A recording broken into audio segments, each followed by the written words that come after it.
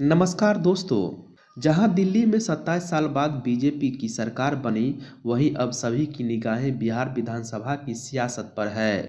दोस्तों, यहां पिछले चुनाव के दौरान जेडीयू की बदौलत बीजेपी की सत्ता में वापसी हुई। ऐसे में इस बार बिहार की सियासत में जेडीयू का रोल सबसे अहम होने वाला है। तो दूसरी ओर बीजेपी की सहयोगी इस बार अपने बिखरे जनाधार को मजबूत करने की प्लानिंग कर चुकी है। वहीं अब देखना यह है कि बीजेपी सहयोगी दलों के साथ सीट शेयरिंग का फॉर्मूला कैसे तैयार करती है।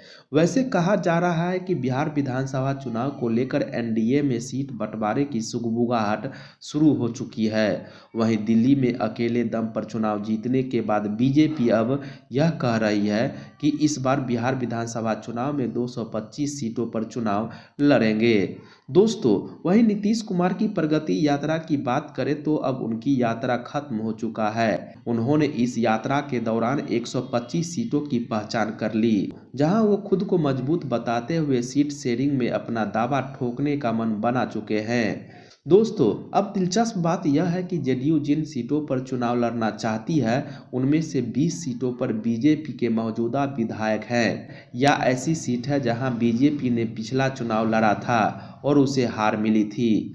जेडीयू के अंदरूनी सूत्रों ने कहा कि पार्टी 2020 के चुनाव के नतीजों के आधार पर सीट बंटवारे की बातचीत नहीं करना चाहती है। जेडीयू पार्टी के नेता ने कहा कि 2020 विधानसभा चुनाव हमारे लिए एक अपवाद था, क्योंकि चिराग पासवान और उपेंद्र कुशवाहा की पार्टी ने हमारा खेल बिगाड़ा था। चिराग पासवान ने वोट काटकर हमें सबसे ज्यादा नुकसान पहुंचाया।